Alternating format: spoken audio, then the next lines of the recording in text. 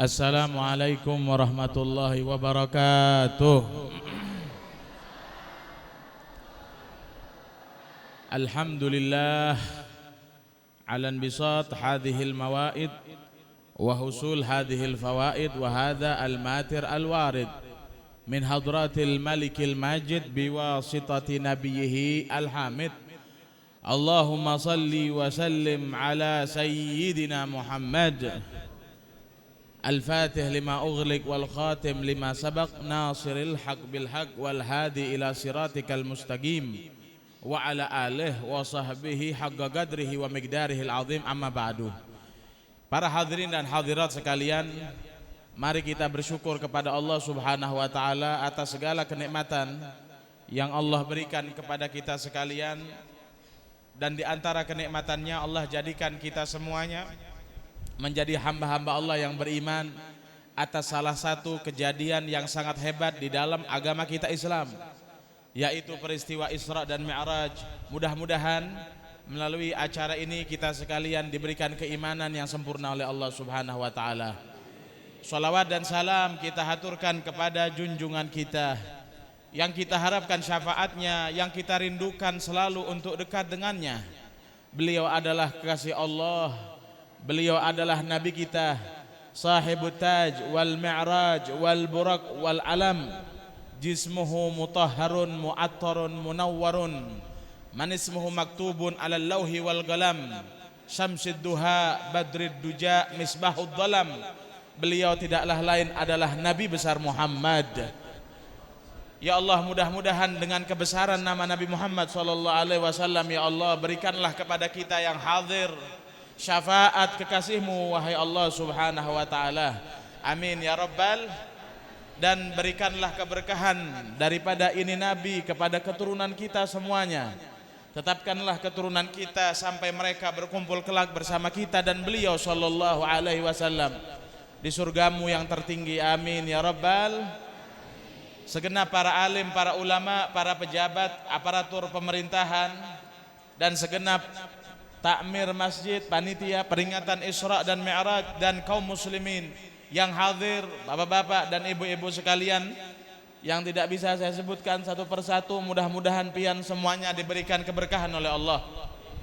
InsyaAllah mudah-mudahan hajatnya yang hadir, hajat pemerintah kita, hajat guru-guru kita dikabulkan oleh Allah Subhanahu wa taala.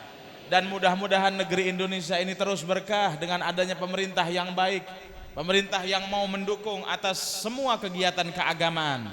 Dan mudah-mudahan Allah Subhanahu wa taala berikan kepada semua yang hadir sehat walafiat, disertai dengan panjang umur dan hidup yang indah. Amin ya rabbal.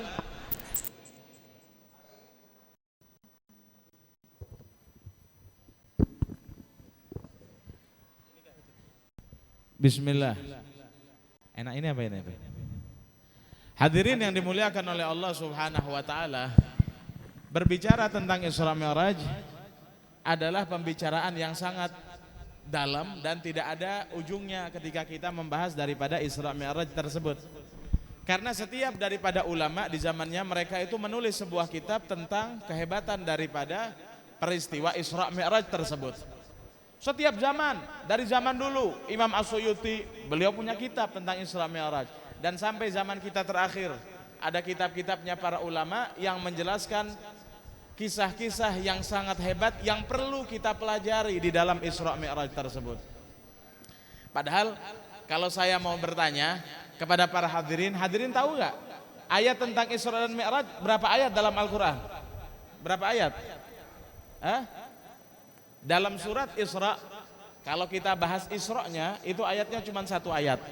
Satu ayat cuman. Tadi yang dibaca oleh qori kita yang suaranya Masya Allah. Ketika membahas tentang Mi'raj, itu ayatnya cuma dua. Ayat tentang Isra, Isra ini adalah perjalanan daripada Masjidil Haram menuju Masjidil Aqsa. Itu namanya Isra. Dan Mi'raj itu dari Masjidil Aqsa itu bertemu sama Allah. Tapi bertemunya Allah bukan di langit, jangan salah. Ada orang ketika membahas tentang Isra Mi'raj, dia mengatakan pertemuan Allah Subhanahu wa taala dengan Nabi Muhammad di atas sana. Enggak, siapa yang bilang? Katanya ulama, bahwasannya pertemuan Allah Subhanahu wa taala dengan Nabi besar Muhammad SAW ya, intinya di Sidratul Muntaha. Sidratul Muntaha itu tempat nggak ada yang tahu. Karena memang Allah Subhanahu wa taala adalah Tuhan kita yang tidak ada terkait dengan ruang dan waktu. Nggak ada. Karena Allah ini apa? Allahu Akbar. Siapa Allah? Allah Maha Besar. Kira-kira kalau yang Maha Besar itu cukup nggak masuk di sebuah ruangan? Nggak cukup. Hadirin, saya mau bertanya kepada pian yang hadir. Pian masyarakat mana ini? Masyarakat mana namanya? Tegal Rejo. Masyarakat Tegal Rejo menghadiri peringatan Isra dan Mi'raj, mereka memasuki masjidnya. Kira-kira yang lebih besar masjidnya apa piannya? Siapa yang lebih besar? Masjidnya. Tapi Allah Subhanahu wa taala siapa Allah? Allahu Akbar, yang Maha Besar. Kalau Allah Subhanahu wa taala berada di arsy, kira-kira yang lebih besar siapa? Kira-kira yang lebih besar siapa? Arsy-nya dong. Allah berada di arsy, berada di sebuah tempat namanya arsy. Lebih besar mana? Arsy-nya. Sedangkan itu sifat mustahilnya Allah Subhanahu wa taala. Makanya para ulama menuliskan di dalam kitab, kenapa Rasulullah naik ke langit 1, ke langit 2, ke langit 3? Katanya ulama, itu sebab dikabulkannya rintihan daripada doanya para malaikat kepada Allah. Hadirin, malaikat itu diantara doanya yang tidak pernah lepas ketika mereka meminta kepada Allah, mereka meminta agar langit tersebut diberkahi oleh Nabi Muhammad SAW. Langit itu tempatnya orang istimewa, tempatnya makhluk Allah yang sangat istimewa, namanya malaikat, dan dipenuhi dengan ruh-ruhnya para nabi. Kan ada kisahnya, Nabi Muhammad ke langit 1 bertemu dengan Nabi Adam, langit kedua bertemu dengan Nabi Yusuf, dan seterusnya. Ya kan? Ya kan? Di langit sana para hadirin, semua daripada ciptaan Allah hamba-hamba yang istimewa. Dan bahkan di sana dikatakan ada masjid namanya Masjid Baitul Ma'mur. Masjid Baitul Ma'mur itu tidak pernah kurang setiap harinya yang berada di sana 70.000 daripada malaikatnya Allah Subhanahu wa taala. Tapi tetap walaupun di sana semuanya taat, nggak sempurna kalau manusia yang tertaat, ciptaan Allah yang terhebat sudah menaik di langit tersebut. Siapa? Nabi Muhammad SAW. Maka dari itu, hadirin yang dimuliakan oleh Allah Subhanahu wa taala, ketika Rasulullah sebelum dipertemukan sama Allah, dikabulkan doanya malaikat. Nabi Muhammad SAW, beliau diizinkan oleh Allah untuk memberkahi langit 1, langit 2, langit 3 agar sempurna daripada kemuliaan langit tersebut. Makanya kita ini penduduk bumi itu patut bangga. Walaupun tidak semua daripada manusia yang ada di bumi ini taat sama Allah Subhanahu wa taala, akan tetapi manusia yang tertaat ada di tengah-tengah kita. Siapa beliau? Rasulullah sallallahu alaihi wa alihi wasallam. Apa katanya Allah dalam Al-Qur'an? Wa'lamu, ketahuilah penduduk bumi di tengah-tengah kalian, anna fikum Rasulullah, bahwasannya di tengah-tengah pian semuanya ada Nabi Muhammad SAW. Kita patut bangga, walaupun ya namanya penduduk bumi, kadang-kadang ada yang sholatnya sempurna, ada yang enggak sempurna, ada yang mau zakat, ada yang enggak zakat. Betul apa enggak? Tapi kita bangga dan bersyukur sama Allah Subhanahu wa taala. Ya paling tidak kan jasadnya Nabi SAW ada di mana jasadnya? Di bumi, bukan di langit, ya Pak ya. Sallallahu alaihi Muhammad. Makanya hadirin yang dimuliakan oleh Allah Subhanahu wa taala, Allah mengatakan dalam Al-Qur'an ketika berbicara tentang Isra, katanya Allah, Subhanalladzi asra bi 'abdihi lailan minal masjidil haram ilal masjidil aqsa alladzi barakna haulahu linuriyahu min ayatina innahu huwas samiul basir. Dan dalam ayat yang berkaitan dengan Mi'raj katanya Allah, wan najmi idza hawa ma dhalla sahibukum wa ma ghawa.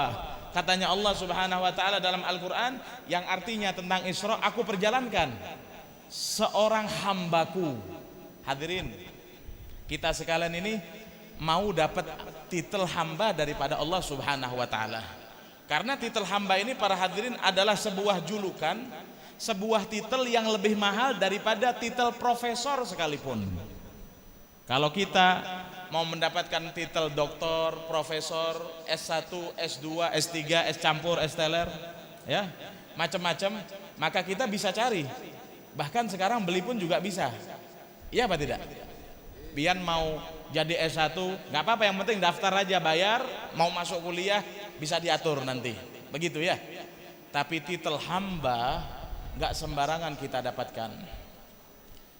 Hadirin yang dimuliakan oleh Allah, makanya Allah mengatakan ketika berbicara tentang ayat Isra, Allah tidak menyebutkan Muhammad telah aku perjalankan, atau bisa saja Allah mengatakan Habibullah, kekasihku telah aku perjalankan. Tapi Allah pakai titel yang termahal. Apa itu? Bi abdihi, dengan hambanya. Kita perlu belajar nih. Kita ini kadang-kadang harus bertanya kepada diri kita, sudahkah kita menjadi hamba yang benar? Apakah kita menjadi hamba nafsu kita? Apakah kita menjadi hamba syahwat kita? Apakah kita menjadi hamba dunia kita? Atau kita menjadi hambanya Allah? Hadirin yang dimuliakan oleh Allah, kita perlu belajar nih daripada peristiwa Isra Mi'raj. Kenapa Rasulullah SAW beliau dikatakan, dijuluki hamba, dan ini titel yang tertinggi oleh Allah? Jawabannya adalah satu. Kalau kita tarik flashback kembali, kenapa Isra Mi'raj ini bisa terjadi? Karena Isra Mi'raj ini adalah hadiah daripada Allah Subhanahu wa Ta'ala. Diberikan kepada Rasulullah SAW bukan sekedar cuma-cuma, ada kejadian sebelumnya. Kejadian apa? Kejadian yang paling menguji daripada mental dan hati Nabi kita Muhammad SAW. Hadirin, makanya orang mulia itu bisa jadi mulia setelah dia menghadapi cobaan dan ujian. Ibaratkan kita kalau mau naik kelas, ibaratkan polisi maupun TNI atau siapapun pejabat pemerintah, kalau mau naik kelas harus dia menghadapi ujian. Ada sekolahnya dulu. Sekolahnya ada apa? Ada ujian yang harus dilewati. Nabi Muhammad SAW diberikan Isra dan Mi'raj, bertemu Allah Subhanahu wa Ta'ala, bukan hanya sekedar beliau sholat, bukan hanya sekedar beliau sebagai hamba-hamba yang sekedar kata-kata hamba, tidak. Tapi ada hal yang dilewati dan itu sangat berat. Di antaranya apa? Di antaranya sebelum kejadian Isra Mi'raj, beliau kehilangan daripada pamannya Abu Thalib.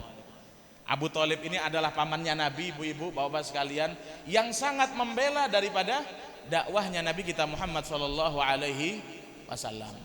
Ketika Abu Thalib hidup, Pak, Bu, nggak ada satupun daripada kafir Quraisy itu yang berani mencelakai daripada Nabi Muhammad. Dan setiap apapun yang mau kafir Quraisy itu berbuat kepada Nabi Muhammad, pasti datang dulu kepada Abu Thalib. Karena Abu Thalib ini adalah orang yang sangat berpengaruh di tengah-tengah kaum Quraisy. Ketika Abu Thalib dipanggil oleh Allah Subhanahu wa Ta'ala, sedihnya bukan main Nabi kita Muhammad. Dan nggak cukup sampai di sana, Nabi Muhammad diuji selama 4 tahun, Pak. Selama 4 tahun diboikot oleh kaum kafir Quraisy. Perdagangan, ekonomi, nggak boleh jual beli, nggak boleh. Makanan mau dimasukin, nggak boleh. Ini kita lihat aja saudara kita yang di Palestina itu udah berapa bulan ini? 4 bulan, 5 bulan ya? 5 bulan ada nggak? Nggak ya, belum ya? Sekitar 4 bulanan ya. Kita lihat para hadirin yang dimuliakan oleh Allah, bagaimana mereka sengsaranya.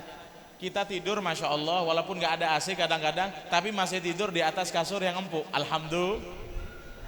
Lihat bagaimana saudara kita di Palestina, tidurnya beralaskan tanah. Apalagi musim hujan, ketika datang makanan rebutan, tapi itu masih syukur, masih 5 bulan dan ada nasi. Nabi Muhammad SAW beserta para sahabatnya itu 4 tahun gak main-main, gak ada makanan. Sampai-sampai sahabat yang meriwayatkan hadis ini tentang pemboikotan ini, dia mengatakan yang kami makan adalah dedaunan yang hijau-hijau itu. Hadirin bisa kebayang gak gimana kalau kita makan daun? Ya corona aja lah, corona. Berapa tahun corona? Itu setiap saya ketemu orang kayaknya nggak ada senyumnya sama sekali. Ya susah semuanya, usahanya macet. Tapi alhamdulillah kalau kita lihat manusianya bukan tambah kurus ketika corona, tapi tambah gemuk-gemuk. Karena apa? Karena nggak ada kerjaan, yang ada makan dan makan. Benar atau benar? Alhamdulillah. Nabi Muhammad SAW 4 tahun para hadirin nggak ada jual beli, nggak ada makanan yang enak. Dedaunan dan sisa-sisa makanan. Sampai-sampai sahabat bilang, makanan kami dengan makanan binatang hampir sama. La ilaha illallah. Ya. Kemudian nggak cukup sampai di sana para hadirin. Rasulullah SAW beliau diuji oleh Allah Subhanahu wa taala dengan dipanggilnya kekasih hatinya yang mulia. Siapa dia? Sayyidah Khadijah binti Khuwailidin. Panutan daripada semua wanita muslimah yang seharusnya tidak meneladani kecuali daripada teladannya Siti Khadijah. Siti Khadijah itu para hadirin, tahukah pian semuanya, ketika menikah dengan Nabi itu punya 11 toko, punya 11 titik perusahaan. Tapi ketika meninggalnya habis semuanya. Dibuat apa? Dibuat untuk mendukung daripada dakwahnya Nabi. Makanya tidak ada satu orang pun daripada Islam ini yang dia beribadah kecuali pahalanya terlebih dahulu disetorkan kepada Siti Khadijah. Setiap kita sholat, setiap kita ngaji nih semacam ini, berapa orang yang hadir, Masya Allah, ya, semua pahalanya disetorkan dulu kepada Siti Khadijah. Kenapa? Karena tidak akan ada Islam kecuali atas pengorbanan Siti Khadijah. Bayangkan di mana nyari wanita seperti ini. Lembutnya bukan main, cintanya bukan main. Tidak satu pun daripada ucapannya yang melukai daripada hatinya Nabi Muhammad SAW. Kira-kira istipian semuanya seperti ini apa enggak Pak? Kira-kira? Atau sebaliknya? Atau setiap ucapannya selalu menggores hati kira-kira? Bu, dengerin Bu, suaminya Bu, ya, pada curhat semuanya. Ibu-ibu tiru Siti Khadijah ya, tiru Siti Khadijah ya. Amin Allahumma. Hadirin yang dimuliakan oleh Allah, seketika Khadijah diambil oleh Allah Subhanahu wa taala, Nabi bingungnya bukan main. Ya kita ini memang bagaimanapun istri kita Pak ya, tapi kalau kita ditinggal oleh istri kita, kita bingung ya. Bingung bukan main. Saya aja ini sudah safari dakwah ini sudah sekitar seminggu atau 10 hari kira-kira nggak bawa istri, bingungnya bukan main. Nggak ada yang nyiapin makan, ya, nggak ada yang nemenin tidur, nggak ada yang macam-macam, susahnya bukan main. Bu, bagaimana pian? Tetap kami ini laki-laki butuh dengan para istri. Makanya dalam Al-Quran dikatakan suami itu boleh punya 4 istri, tapi tidak sebaliknya. Al-Quran yang bilang, bukan saya. Makanya itu hadirin yang dimuliakan, saking butuhnya laki-laki terhadap wanita. Terus bagaimana sedihnya Nabi Muhammad ketika ditinggal oleh Siti Khadijah. Istrinya sudah istri cantik, mendukung dakwah, kaya raya, terpukul Nabi Muhammad SAW. Tapi apakah Nabi Muhammad SAW marah kepada Allah Subhanahu wa taala? Tidak. Beliau memiliki satu hal yang paling istimewa. Makanya kalau kita punya satu hal ini dalam diri kita, maka kita menjadi hamba yang patut disematkan titel oleh Allah sebagai hamba. Apa itu? Sabar. Sabar. Hadirin yang dimuliakan oleh Allah, kebanyakan manusia gagal menjadi hamba Allah karena dia tidak sabar. Mau kaya nggak sabaran. Nikmati prosesnya, nikmati hidup ini. Seketika diluaskan rezeki kita, bukan berarti kita dimuliakan oleh Allah dalam waktu itu. Disempitkan rezeki kita, bukan berarti kita dihinakan oleh Allah Subhanahu wa taala. Yang membuat kita mulia itu bukan kaya maupun miskin, tapi yang membuat kita mulia adalah sabar. Makanya Allah Subhanahu wa taala mengatakan di dalam Al-Qur'an, sebuah ibadah yang tidak ada jangka waktunya sama sekali ketika kita beribadah. Mohon maaf, kalau kita sholat ada durasi waktunya atau tidak? Ada. Berapa lama kira-kira kalau kita sholat? Berapa lama Pak? Oh, paling lama imamnya di masjid ini 15 menit. Itu pun sudah kabur semuanya. Saya yakin banget. Ya kan? Ya. Oh, puasa paling lama itu kapan kira-kira puasa? Mulai azan subuh sampai kapan? Sampai azan maghrib buka. Nggak ada kita berpuasa 3 hari 3 malam, nggak ada. Ada waktunya. Tapi satu-satunya ibadah yang Allah katakan dalam Al-Quran tidak ada batasnya. Allah mengatakan, ya ayyuhalladzina amanu isbiru wasabiru. Allah mengatakan, jikalau kita benar-benar beriman kepada Allah, maka kita harus sabar dan sabar. Makanya kalau ada yang mengatakan sabar itu ada batasannya, itu orang-orang yang tidak memahami konsep daripada Al-Quran dan agamanya. Karena sabar itu tidak ada batasnya. Coba kita lihat Nabi Muhammad SAW. Bagaimanapun digoyang sama Allah, beliau tahu. Karena tidak ada ujian kecuali setelahnya dia pasti akan naik kelas. Diberikan sakit. Apakah Allah sekedar ingin mengampuni dosa kita daripada sakit itu? Tidak. Tapi dibalik itu kita mau dinaikkan derajat oleh Allah Subhanahu wa taala. Makanya hadirin, ibadah yang langsung dibalas oleh Allah di dunia sebelum di akhirat atas pelakunya adalah sabar. Kalau kita sholat nggak dibalas di dunia tapi di akhirat. Kita semuanya zakat apa langsung dibalas? Enggak, nanti di akhirat. Tapi ketika kita sabar, Allah Subhanahu wa taala langsung balas. Dalilnya mana? Isra Mi'raj. Ketika Nabi Muhammad sabar, langsung diberikan hadiah Isra Mi'raj oleh Allah Subhanahu wa taala. Makanya hadirin yang dimuliakan oleh Allah, banyak orang yang takwa. Takwa itu apa sih? Menjalankan perintah Allah dan menjauhi larangannya. Tapi hadirin, takwa itu tidak cukup. Dari situ nggak cukup. Tapi katanya ulama, takwa itu bisa kita kenal dari 3 tanda di dalam diri seseorang. Yang pertama apa? At-tawakkul fi talabi ma lam yanal. Yang pertama, ciri-ciri orang yang bertakwa itu apa sih? Dia itu ketika berkeinginan, kalau belum dapat keinginannya, maka dia kembalikan sama Allah. Dia akan mengatakan, ya sudahlah, wong Allah yang lebih tahu daripada kita. Kan iya? Kadang-kadang ada orang yang punya keinginan, kalau nggak diberi marah dia, protes. Dia bilang, bagaimana ini bisa terjadi? Kok bisa? Katanya Imamul Haddad, beliau menjawab bahwasannya orang yang semacam ini, beliau mengatakan, lau walim wa kaifa gauludil hamak ya'tarid 'ala Allah alladzi khalaq. Beliau mengatakan, orang yang mengatakan kok bisa keinginan saya belum dikabulkan? Bagaimana terjadi? Kok bisa seperti ini?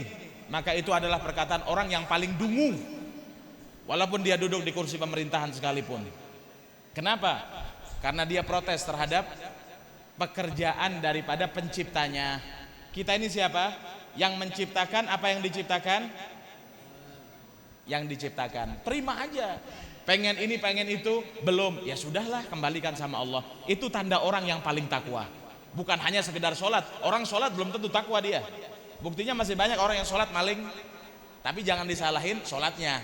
Kadang-kadang ada orang, oh itu sholat, tapi jangan disalahin sholatnya. Kadang-kadang ada wanita, oh itu kerudungan, belum menutup aurat, tapi nggak benar kelakuan. Nggak juga. Tapi hadirin yang dimuliakan oleh Allah, tandanya orang takwa itu yang pertama tadi. Yang kedua, ridha bima yanal. Ridha dia, terima dia, senang hatinya kalau Allah memberikan apa yang dia inginkan. Walaupun nggak 100%, hanya 5%, tetap senang dia. Makanya kuncinya kita bahagia hidup di dunia itu apa Pak? Kuncinya apa? Menerima, nerimo. Kalau orang Jawa tuh bilang nerima, legowo jadi orang. Seberapapun sadari bahwasannya itu pemberian yang maha besar, maka akan besar.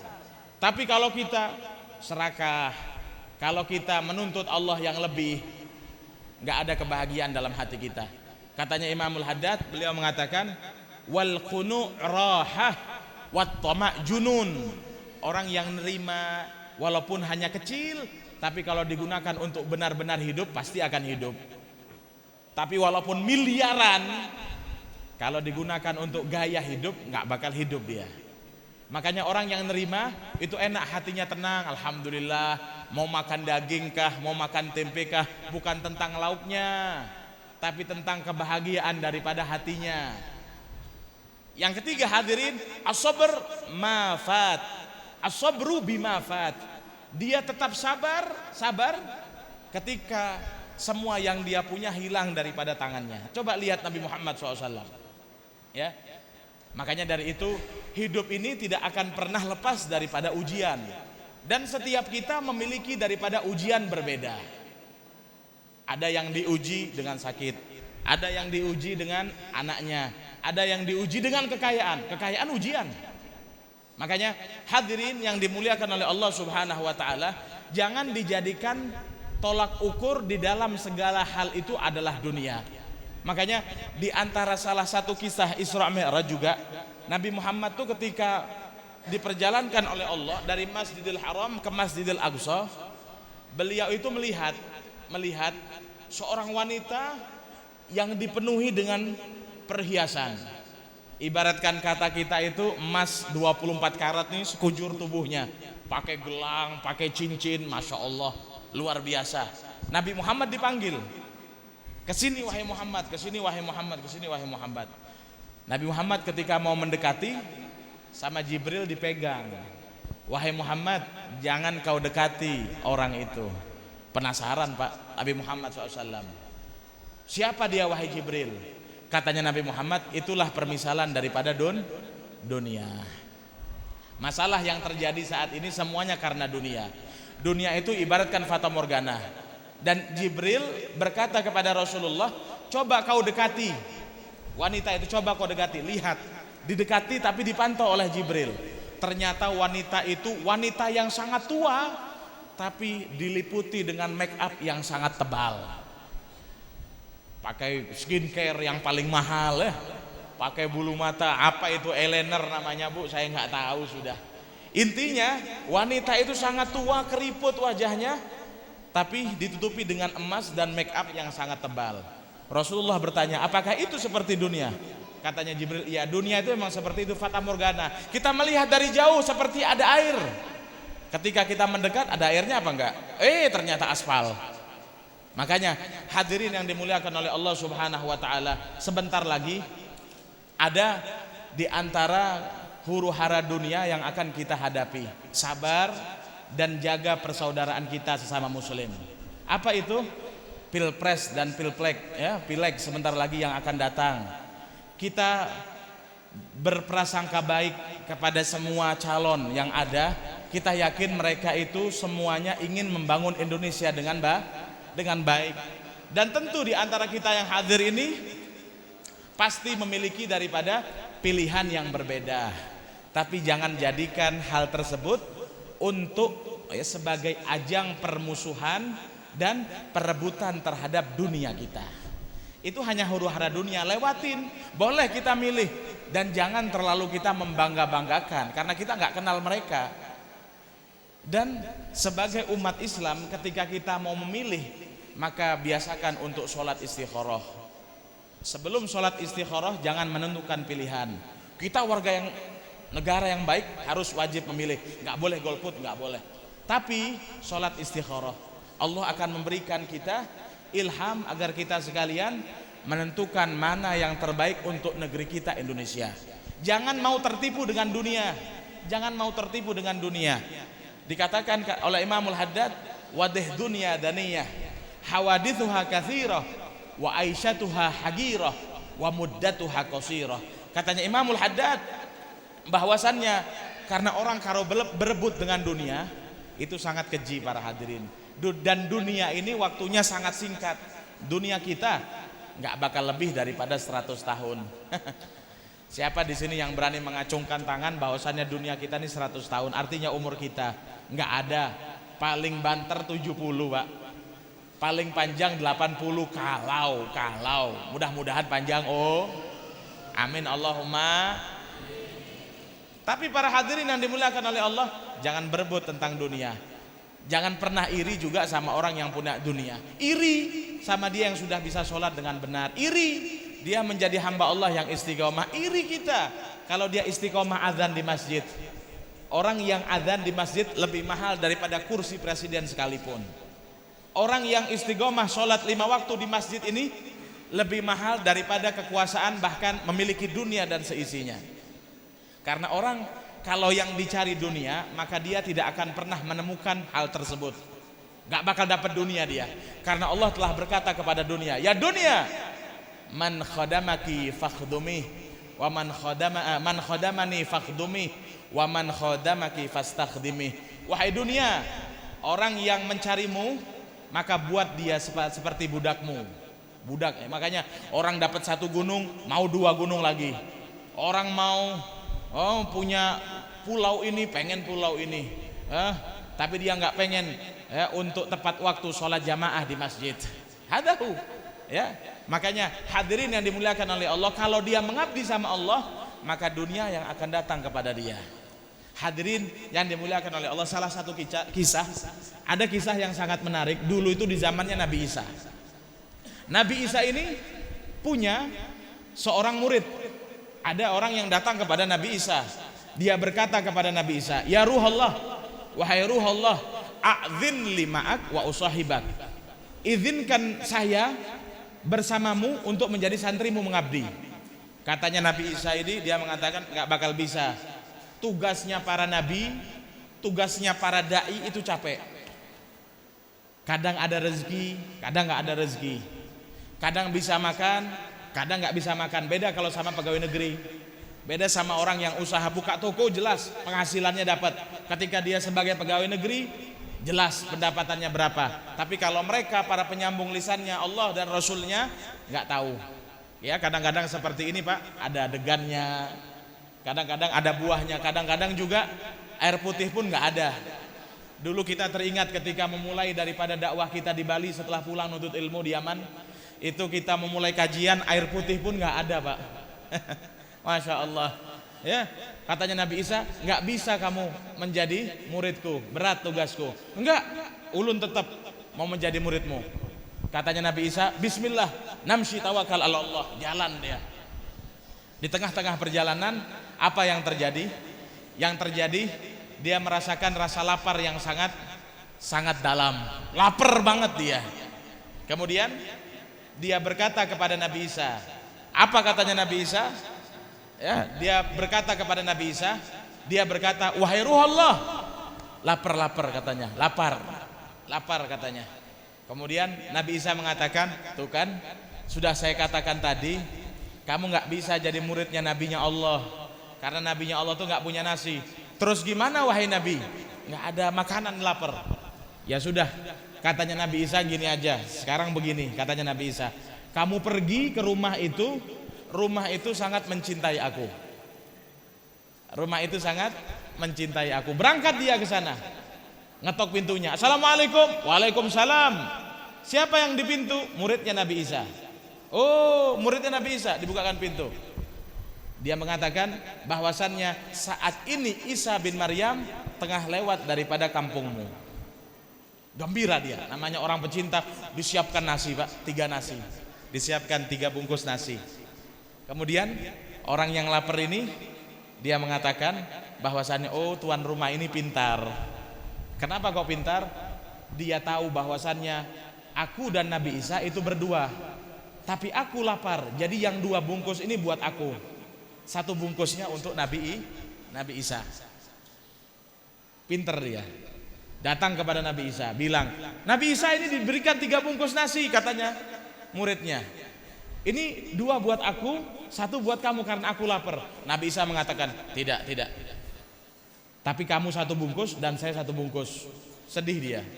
Nabi Isa ini bagaimana nggak bersahabat, nggak tahu orang lapar apa. Ya, katanya dia, tapi nggak berani ngomong dalam hati.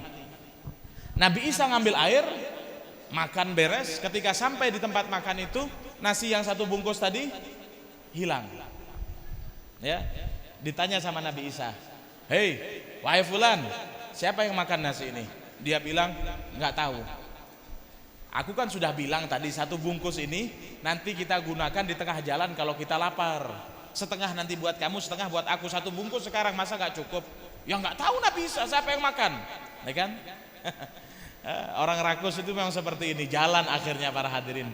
Ketika jalan, ternyata Nabi Isa ini ketinggalan daripada perahu. Karena dia mau melewati daripada pulau, mau menyeberang kayak gitu. Tertinggal daripada perahunya. Katanya Nabi Isa, pegang tanganku, kita jalan di atas air. Jalan di atas air. Namanya Nabi punya mukjizat. Jalan di atas air. Dia terkejut. Ya Allah, kata dia, hebat. Orang berjalan di atas air. Kalau ada orang seperti ini, kapal ke Kota Baru nggak laku Pak. Ya. Makanya hadirin yang dimuliakan oleh Allah, hebat. Kemudian Nabi Isa mengatakan kepada dia, as'aluka billadzi araka hadhil ayah man akala raghif. Hei fulan, kamu sudah melihat mukjizat. Orang yang melihat mukjizat itu enggak sembarangan orang. Sekarang aku minta sama kamu, siapa yang makan nasi 1 bungkus tadi? Dia mengatakan kembali, la adri, enggak tahu katanya. Ya sudah, jalan lagi dia sampai ke sebuah kampung. Dia mengatakan kepada Nabi Isa, "Wahai Nabi, bulu kuduku merinding. Kok ini kampung seram banget? Apa yang terjadi di sini?" "Kamu mau tahu?" "Iya, mau tahu." Ada tembok, diketuk temboknya. Bicara temboknya. Dikisahkan, dulu penduduk ini nggak pernah sholat sama Allah, sehingga Allah binasakan dia. Karena sholat ini kan memang syariat terdahulu, Pak ya. Dari zaman Nabi ke Nabi itu ada sholat, cuman 5 waktu itu hanya khusus kita umat Muhammad, dan diterima oleh Nabi Muhammad ketika bertemu dengan Allah. Bicara, dulu penduduk kampung ini nggak pernah sholat, diazab sama Allah, dihabisin sama Allah, diturunkan bala. Melotot matanya. Tembok bisa berbicara, katanya dia. Nabi Isa bertanya lagi, "Hebatkah saya?" "Hebat, nggak ada nabi seperti kamu." Kemudian Nabi Isa mengatakan kembali, "As'aluka billadzi araka hadhil ayah man akala raghif." Kamu sudah melihat mukjizat, tembok sudah berbicara. Saya mau bertanya lagi, siapa yang makan nasi 1 bungkus tadi? Namanya orang rakus terhadap dunia. Kembali lagi dia katakan, "La adri," nggak tahu, katanya dia. Jalan lagi. Di tengah-tengah perjalanan dia lapar kembali. Dia lapar kembali. Kemudian dia berkata kepada Nabi Isa, "Nabi, lapar." Katanya Nabi Isa, menoleh Nabi Isa dengan pandangan yang gak enak. "Kamu sudah saya bilang tadi nasi 1 bungkus disimpan. Sekarang kamu kan lapar." Yang gak tahu Nabi siapa yang makan. Coba lihat, sudah kepergok masih tetap gak ngaku. Akhirnya Nabi Isa masih menguji ini, benar-benar gak mau mencari Allah apa mau mencari dunia. Akhirnya ada rusa lewat, dipanggil rusanya sama Nabi Isa. Datang rusanya, nunduk di hadapannya Nabi Isa, berebah langsung. Nabi Isa menyembelih dengan tangannya, nggak perlu pisau, Pak. Disembelih dengan tangannya, dibakar. Ya, apalagi kalau pakai bumbu kacang, bumbu sate, enak bukan main. Makan itu habis 1 ekor berdua, sisa tulang. Setelah sisa tulang-tulang itu, Nabi Isa mengatakan, "Kembali kamu seperti semula." Tulang dibungkus dengan daging, daging terbungkus dengan kulit, kulit tumbuh bulu. Jalan lagi rusanya, melotot matanya. Subhanallah, melotot matanya. Sudah jadi tulang, kembali lagi seperti hewan semula. Nabi Isa menoleh lagi kepada dia, "Saya hebat?" "Hebat, gak ada nabi seperti kamu, memang nabi terhebat." Nabi Isa kembali mengatakan, apa kata Nabi Isa? "As'aluka billadzi araka hadhil ayah man akala raghif." Karena kamu sudah melihat mukjizat ini, ngaku siapa yang makan nasi tadi. Apa yang dia katakan? Dia katakan nggak tahu. Akhirnya hadirin yang dimuliakan oleh Allah, katanya Nabi Isa, ini nggak bisa dibiarkan. Pencari dunia tidak akan pernah bertemu dengan Allah Subhanahu wa taala dan kekasihnya Nabi Isa. Nggak bakal bisa. Ya, kita walaupun ibadah, tapi kalau dalam hati kita masih dunia, nggak bakal kita temukan sama Allah. Nggak bakal kita khusyuk dalam sholat, nggak bakal pernah nikmat ketika baca zikir kepada Allah. Diselesaikan sama Nabi Isa. Bagaimana penyelesaiannya? Nabi Isa mengambil kerikil itu, batu yang kecil itu, ditumpuk menjadi 3 gunung. 1 gunung, 2 gunung, 3 gunung. Kemudian setelah terbentuk gunung-gunungan kecil, dipukul sama Nabi Isa, "Kuni dahaban," jadilah kamu emas. Ting, langsung berubah jadi emas. Ini matanya langsung merah-merah, Pak, melihat emas seperti itu. Kemudian Nabi Isa mengatakan, "Ini ada 3 gunung emas," katanya Nabi Isa. 1 gunung buat kamu, 1 gunung buat saya, 1 gunungnya buat tadi yang makan nasi 1 bungkus. Kemudian ketika Nabi Isa ngomong begitu, langsung dia mengatakan, "Saya makan nasi tadi." Subhanallah. Ya, Nabi Isa tersenyum dan mengatakan kepada muridnya ini, "Hadza firaqu baini wa bainak." Mulai saat ini kamu tidak boleh ikut sama aku. Kita berpisah, ini emas 3 gunung, ambil buat kamu semuanya. Gembira, bukan malah sedih. Kalau kita sedih, kalau orang yang mencari Allah dipisahkan dengan nabinya Allah Subhanahu wa taala, pisah. Tapi dia enggak, karena tujuannya adalah dunia. Ditinggalin sama Nabi Isa. Di tengah-tengah dia memungut daripada gunung emas itu, dimasukkan kantongnya, dimasukkan surbannya, mau ditenteng, masih belum cukup juga. Ternyata ada 2 perampok datang kepada dia yang akan merampok. Dua perampok tadi mau membunuh dia, sudah nodong dengan pisau. Dia mengatakan, ntar dulu, ini emas ada 3 gunung, kamu kan berdua, saya sendiri, kenapa nggak kita bagi rata sehingga kita dapat adil? Katanya perampoknya, benar juga, ya sudahlah, kasihan juga kalau saya bunuh, ya sudah kamu 1, saya 1, teman saya 1, adil jadinya. Muridnya Nabi Isa ini, mantannya ini tetap ingin menguasai itu. Dia punya cara. Gimana caranya? Kita ini kan belum makan, kamu udah makan belum? Bertanya kepada perampoknya, belum makan. Ya sudah, 1 di antara kalian, kan saya yang punya emas, 1 di antara kalian berangkat beli nasi dulu. Yang 1 diam di sini, mengemasi emasnya. Nanti setelah datang, kita makan kenyang, kita pulang. Beres. Salah satu malingnya itu, perampoknya mengatakan, benar juga, belum makan nih, kita makan dulu kenyang, bawa harta pulang kan enak, sisanya tidur aja. Akhirnya 1 di antara perampok itu jalan, bawa 1 butir emas, jalan beli nasi, Pak. Di tengah perjalanan, maling sama mantan muridnya Nabi Isa itu mengatakan, nanti temanmu ketika datang, nasinya kita ambil, orangnya kita bunuh, sehingga kita dapat 1,5 gunung, 1,5 gunung. Ini kalau urusan dunia itu nggak ada lawan dan kawan, Pak. Makanya kalau urusan jabatan, yang dulunya berteman bisa-bisa menjadi lawan. Terbukti atau tidak? Terbukti atau tidak? Bukti. Ya, urusan uang nggak kenal saudara, bahkan nggak kenal. Saudara nggak kenal, jangankan kawan, saudara nggak kenal.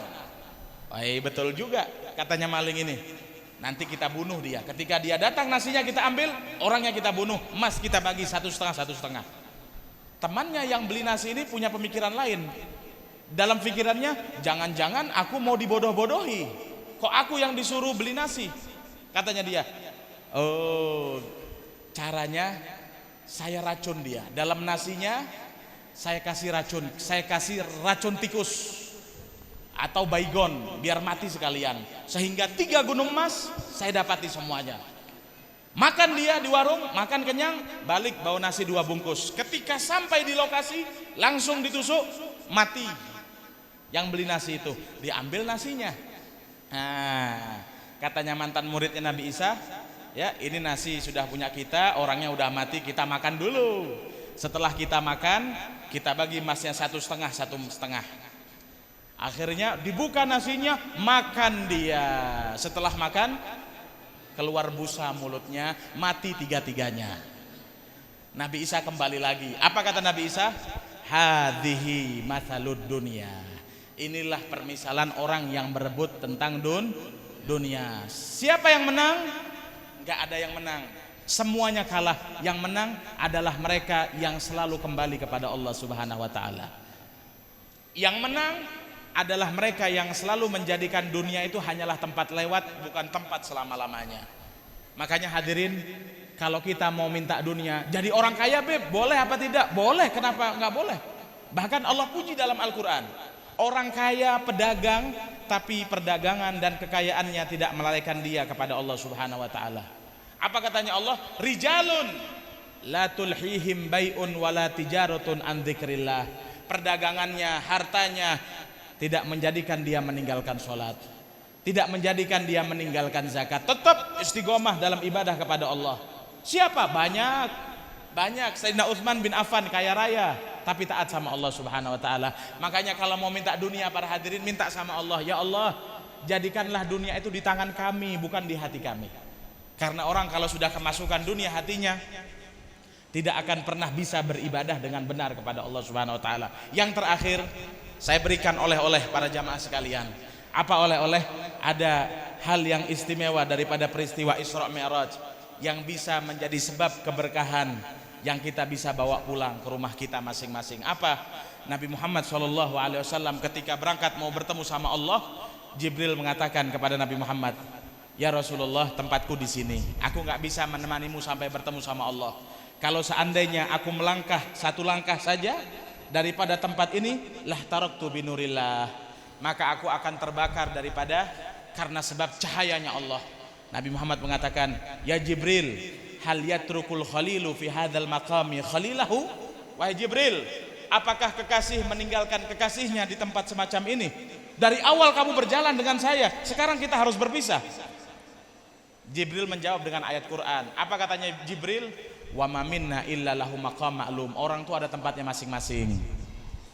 Orang yang terhormat, yang memang menjadi tokoh masyarakat atau pejabat pemerintah, para ustadz tempatnya di depan.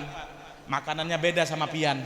Ada buah ulun lebih lagi, saya lebih lagi, ada degannya. Ini nggak ada degannya Pak ya. Semua ada makomnya masing-masing. Tapi ketika saya nggak punya helm, berurusan dengan polisi, ditangkap saya. Ketika saya macam-macam, naudzubillah, akan berurusan dengan kepolisian dan lain sebagainya. Semua ada jabatannya masing-masing, ada tempatnya. Saya nggak bisa menemanimu wahai Rasul. Maka berangkat Rasulullah. Hadirin, yang mau saya berikan oleh-oleh di sini adalah contoh daripada sandalnya Nabi Muhammad SAW. Ini contoh sandal yang sangat istimewa. Buat apa Beb? Taruh di rumah. Yang mau punya cincin seperti ini, cincin bisa. Cincin seperti daripada contoh terompah Nabi. Karena ini banyak keberkahannya. Katanya Al-Imam An-Nabhani dalam syairnya, dia mengatakan, al-ra'si hadzal kaun na'lu Muhammadin alat fajami'u khalqi tahta dilalihi alat turi Musa nudiya ikhla wa ahmadun alal arsy lam yu'dhan bi khalqi ni'alihi. Nabi Muhammad itu bertemu sama Allah dengan sandal-sandalnya. Sedangkan Nabi Musa ketika mau bertemu cahaya Allah, Allah tuh punya 70.000 cahaya yang menghalangi dia untuk bertemu dengan hambanya manusia. Dan Nabi Musa dipertemukan dengan cahayanya ke 70.000. Ketika cahaya ke 70.000 itu mau menghampiri daripada bukit Tursina, katanya Allah, ya Musa ikhla'na alaik fa innaka bil wadi muqaddasi tuha. Karena saat ini kau berada di gunung yang disucikan oleh Allah, lepaskan sandalmu. Tapi Nabi Muhammad ketika bertemu sama Allah Subhanahu wa taala tidak disuruh untuk melepas sandalnya. Artinya apa? Para ulama mengambil dalil ini bahwasannya bentuk sandal Nabi itu memiliki daripada banyak keberkahan. Sampai-sampai dalam riwayat Al-Imam Muhammad bin Abdul Majid, dia mengatakan kalau contoh sandal Nabi ini pian taruh di rumah pian, maka dipastikan rumah kita nggak akan kebakaran. Kalau sandal ini kita bawa atau kita taruh di kendaraan kita, di mobil ada stikernya, atau di motor, insya Allah tidak akan terjadi kecelakaan terhadap kendaraan pian. Kalau seandainya, bahkan ada ulama yang mengatakan dulu tuh ada istrinya sulit melahirkan, tapi ketika sulit melahirkan nggak jadi operasi, ditempel bentuk sandal Nabi SAW di atas perutnya. Dengan izin Allah Subhanahu wa ta'ala, lahir bayi itu dengan selamat tanpa kendala apapun. Hadirin, ini bentuk sandal sangat berkah. Bahkan ada salah satu torikoh, itu torikoh Tijani, lambang daripada torikohnya bentuk sandalnya Nabi Sallallahu Alaihi Wasallam. Kalau sandal kita beda, masuk masjid lepas, tapi beda dengan sandalnya Nabi Muhammad. Ke surga dibawa, kemanapun dipakai sandal Nabi SAW. Makanya terdapat sumber keberkahan. Zaman sekarang kan banyak, ada surban yang ada lambang Nabi, bahkan ada peci ya. Ada peci yang di atasnya ada terompah, itu berkah ya, berkah. Makanya sampai-sampai ulama mutaakhir, ulama akhir zaman, mereka memfatwakan bahwasannya memakai kofiah di atasnya ada terompahnya Nabi haram digunakan masuk ke dalam kamar mandi. Ibu-ibu yang sholat ada mukenah yang di depannya terompahnya Nabi, pakai. Di sana ada keberkahan. Kita nggak tahu apa yang dekat dengan Nabi SAW selalu mulia, selalu mulia. Di Martapura sana ada Abah Guru Sekumpul ya. Abah Guru Sekumpul itu kemarin haulnya itu ada 3,3 juta manusia yang berkumpul di sana. Apakah beliau karena sebab memiliki ilmu dimuliakan 3,3 juta berkumpul? Enggak. Orang yang punya ilmu bahkan lebih daripada Abah Guru Sekumpul ada dan banyak. Apakah beliau dimuliakan oleh Allah karena sebab kaya raya? Enggak juga, yang lebih kaya banyak. Tapi jawabannya satu, beliau dimuliakan oleh Allah karena beliau selalu dekat dengan Nabi Muhammad SAW. Beliau dimuliakan oleh Allah karena lisannya enggak pernah berhenti menyebut daripada untayan-untayan pujian kepada Nabi Muhammad. Apalagi sandal beliau yang selalu bersama Nabi Muhammad SAW. Mudah-mudahan acara ini berkah. Mudah-mudahan acara ini membawa daerah ini dijauhkan daripada bala oleh Allah.